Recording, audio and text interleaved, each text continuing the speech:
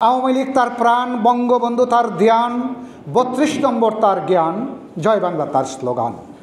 Advocate Fazlur রহমানের পরিচিতি সম্পর্কে আপনারা অনেকে ওয়াকিবহাল থাকলেও তার সম্পর্কিত সুনির্দিষ্টভাবে কতিপয় বিষয় আপনাদের নিকট পেশ করছি। তিনি একসময় আওয়ামী লীগের আশ্রয়ে থেকে বাকশালের আশ্রয়ে ছিলেন, পরে আবার বাকশাল থেকে আওয়ামী রাজনীতিতে ফিরে আসেন। পরবর্তী ধাপে তিনি কিশোরগঞ্জ ৪ এলাকায় ৯৬ সালে টেলিভিশন মার্কায় স্বতন্ত্র নির্বাচন করেন। অন্য একটি সময়ে কিশোরগঞ্জ নির্বাচনী এলাকা ২ থেকে পিরি মার্কায় স্বতন্ত্র নির্বাচন করেন। ২০০১ সালে কৃষক শ্রমিক জনতা লীগ থেকে গামছা মার্কায় কিশোরগঞ্জ নির্বাচনী ৪ এলাকা থেকে নির্বাচন করেন।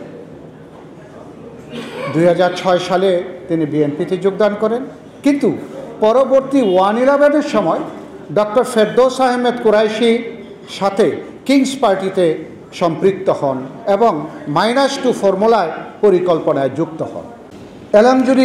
এলংজুরি নামক একটা ইউনিয়ন আছে, সেটাতে একটা ফিশারি দখল করে ৬০-৭০ লাখ টাকার মাছ ধরে নিয়েছে তার সমর্থিত লোকেরা।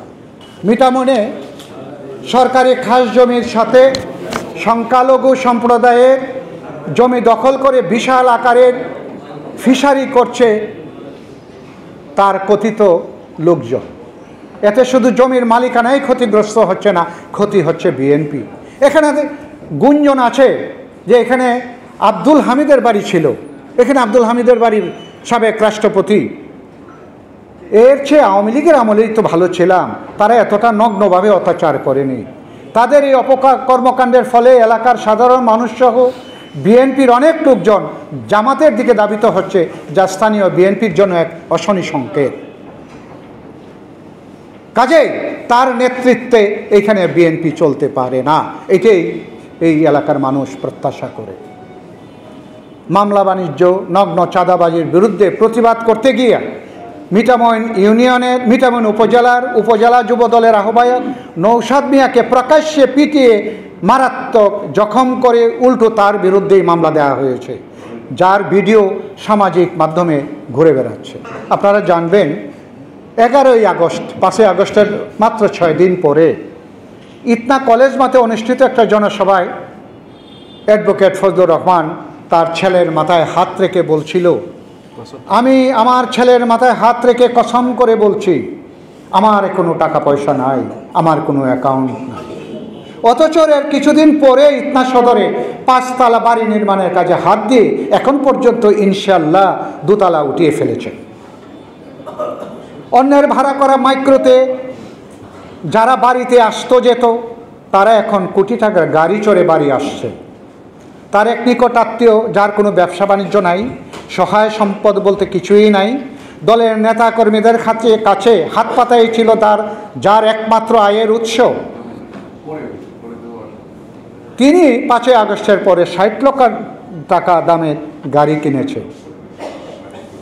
এবং ইস্কাটনে তার বিরাট চেম্বার, নিয়মিত দেশে বিদেশে যাওয়া আসা করে থাকেন।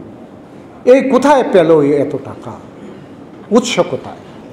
ইটনা উপজেলা সদরে, আমার বাড়ি ইটনা উপজেলা সদরের একটি ইউনিয়নে, সদরের বিভিন্ন গ্রামে ব্যান্ড পার্টি সহ ফজলুর রহমানের বিজয় মিছিল অনুষ্ঠিত হয়, যা ভারপ্রাপ্ত চেয়ারম্যান জনাব তারেক রহমান সাহেব আমাদের সাথে যখন সাক্ষাৎকারে মিলিত হয়েছিলেন, আমি সেখানে উপস্থিত ছিলাম। সেখানে উনি বলেছেন, আমরা যার নাম ঘোষণা করব তিনি কোনো বিজয় মিছিল করতে পারবেন না। আপনারাও হয়তো শুনে থাকবেন। কোনো মিষ্টি বিতরণ করতে পারবেন না, অহেতুক কোনো ঝামেলা সৃষ্টি করতে পারবেন না, কিন্তু উনি বিজয় মিছিল করেছেন, আমাদের কোনো আপত্তি নাই, উনি করতেই পারেন। এখন এই মিছিল মিছিল থেকে যদি আমাদেরকে হুমকি দেওয়া হয়, যদি বলা হয় যে তোমরা এখন কার আন্ডারে থাকবে, আমাদের আন্ডারে, কিন্তু আমরা তোমাদেরকে আমাদের আন্ডারেও নেব, এই হুমকি দবির কারণে এলাকার নেতৃবৃন্দ তারা সংক্ষুব্ধ ও বিক্ষুব্ধ এবং আতঙ্কিত। বলছি আমার কথা, আমার বক্তব্য হলো, যেহেতু ফজলুর রহমান নিজে আওয়ামী লীগের ভক্ত, এই বিষয়টি বোধহয় আপনারা সকলেই আমার সাথে একমত হবেন। আওয়ামী লীগ তার প্রাণ, বঙ্গবন্ধু তার ধ্যান, ৩২ নম্বর তার জ্ঞান, জয় বাংলা তার স্লোগান। এবং জিয়া স্বাধীনতার ঘোষক নন, শেখ মুজিবের ইশারায় দেশ স্বাধীন হয়েছে বলে বিশ্বাস করেন এবং বিএনপির নীতি আদর্শে বিশ্বাসী নয়। সেহেতু এলাকাবাসী ধরে নিয়েছে যে এলাকায় সন্ত্রাস, দুর্নীতি, হত্যা, নির্যাতনের শিকার হবে বিএনপির নেতাকর্মীবৃন্দ। তাই এলাকাবাসীর প্রশ্ন, ফজলুর রহমানের মতো ব্যক্তিকে কিশোরগঞ্জ ৪-এর মনোনয়ন দিলে বিএনপি কর্মী ও গরিব হাওরবাসী কি শান্তিতে থাকবে, না এলাকা ছেড়ে পার্বত্য চট্টগ্রামের অধিবাসী হবে? এই বিচারের বার আজকে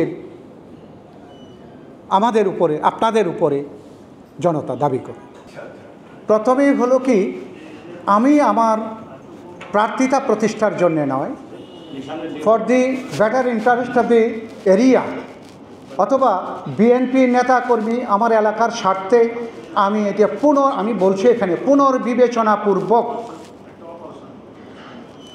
এই বিষয়ে সিদ্ধান্ত নেওয়ার জন্য অনুরোধ করেছি।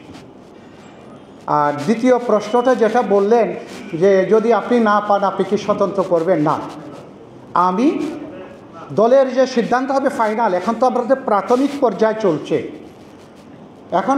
পর্যায়ে চলছে, মনোনয়নটা।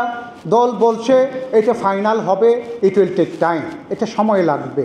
এটা যদি 1 মাস পরে, 2 মাস পরে দল চূড়ান্তভাবে কাউকে সিদ্ধান্ত দেয়, যে সিদ্ধান্ত দেবে আমি দলের স্বার্থে তার সাথে কাজ করব।